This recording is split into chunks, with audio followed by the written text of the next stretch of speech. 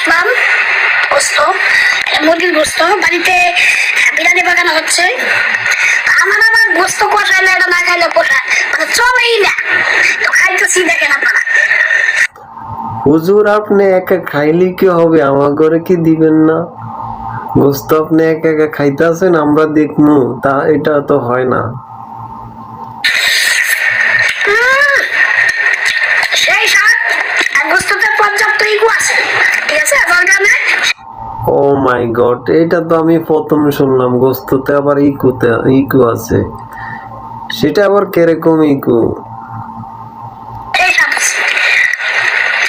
মাশাআল্লাহ, এক কথা অসাধারণ। এই হইছে হুজুরের পরিস্থিতি অবস্থা।